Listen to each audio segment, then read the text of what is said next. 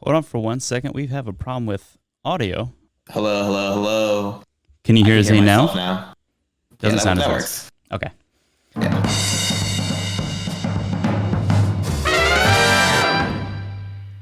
You've talked about like the blueprint and like how everyone is trying to like essentially copy what the gods have done, but like you encourage people to like go make their own blueprint. So have you made a blueprint to make the blueprint?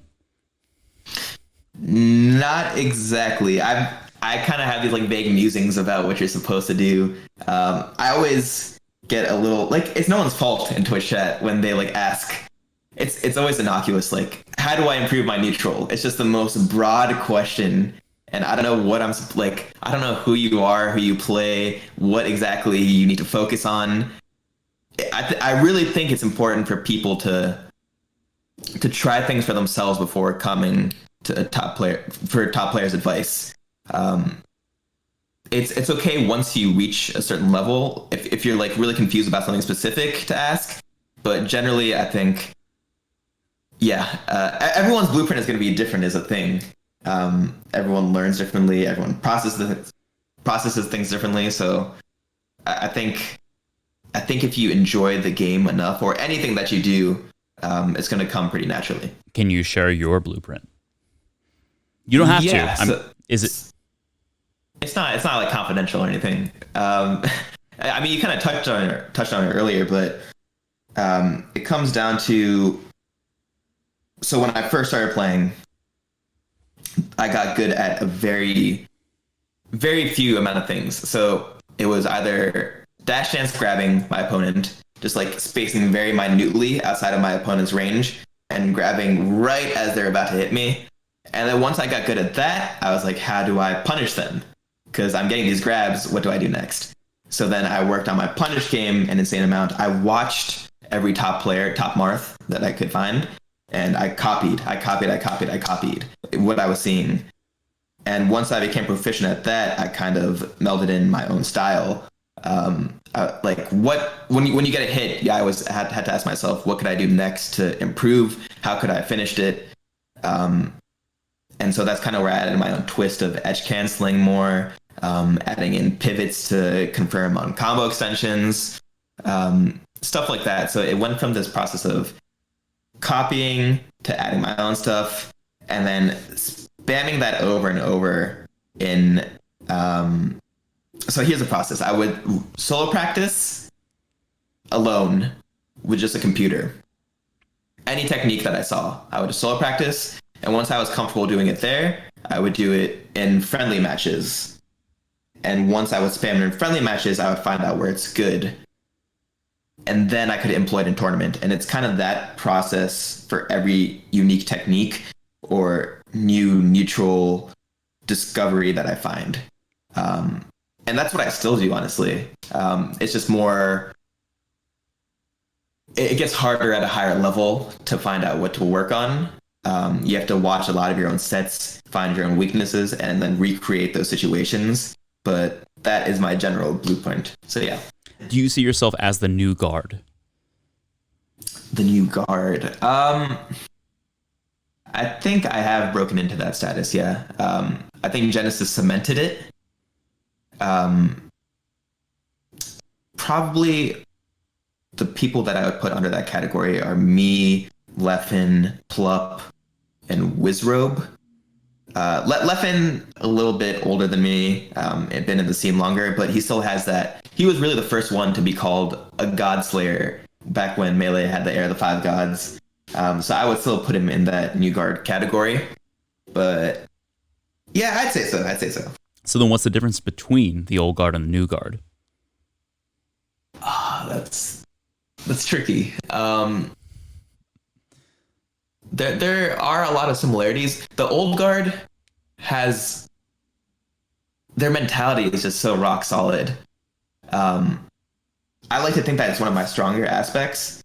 But someone like Mango over time has gotten such a good competitive mindset that even when he's like at Big House, when I got second to him, he was behind the majority of those two sets, but he just had so much grit behind him and a will to win that comes with over 10 years of experience that I don't have. And that experience made the difference between that first and second place. It's something that I'm trying to catch up to. Like, I'm very conscious of it. It's something that I need to attain. But yeah, I'd say the biggest thing is that grit that comes from experience of 10 years of playing. How are you adapting as a competitor now that CornaVirus has completely changed the Melee tournament system? Well, I've kind of shifted more into a streamer, which is, honestly, this is as morbid as it sounds, the perfect scenario for a streamer, just to stay indoors and stream all day. I miss competing a lot. Like, it's a bummer that Pound isn't happening. It's near my hometown. And honestly, in Melee, there's really no room to shift major tournaments to net play, just because we don't have it would be too laggy across countries, and obviously globally, we can't support that. So it's been rough, especially since I feel like I had a lot of good momentum with Genesis, and then even Summit, I got fourth, which isn't bad, but I felt really good about my play overall. I feel like this was the year that I could have taken number one pretty confidently, but that's kind of being stifled right now. And not much I can do about it. I just have to focus on content and streaming, and that's the reality of the situation. So if you could direct Melee's tournament and community future, what would it look like? Ooh, it's a hard question. I think the Smash Tour was the right direction. I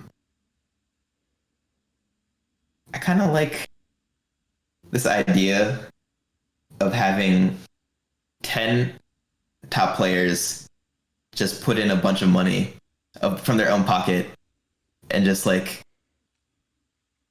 use that in an invitational and compete with it. Just like a $1,000 buy-in, just like maybe bi-monthly or something. I think that brings a lot of good competitive energy to the scene that would be really good to watch. Also, I think I should probably like speak out for these more, but kind of like how they do in MMA, they have like exposition matches.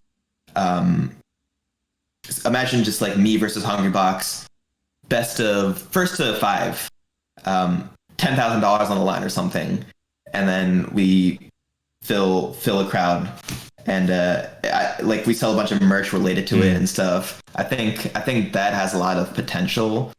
So many good storylines and rivalries in Melee. Like we could do Leffen Hungrybox is a good one. Hax and Hungrybox, Hax and Leffen have a bunch of beef.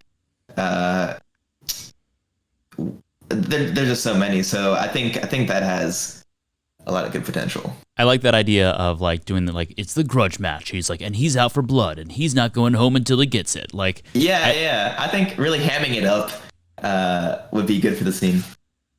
There will be times preceding a tournament where I maybe turn my mic and cam off and just play because I need to focus. And that still gets good viewership somehow. There's actually a funny story where I was doing that before, what was it? I think it was Full Bloom last year. And I had my mic and camera off. And I had like 200 viewers or something. And then I turned my camera back on and my mic on. And I'm like, hey guys, I'm back. And I just saw my viewers dip to like 150. And I was like, am I ugly or something? I was like, what happened? And so I just immediately turned it off and started playing again. But yeah, I think I've gotten better at balancing that. I still play off stream. That's really important for me. Studying my matches is probably equally, if not more important than playing right now. So I found a good balance.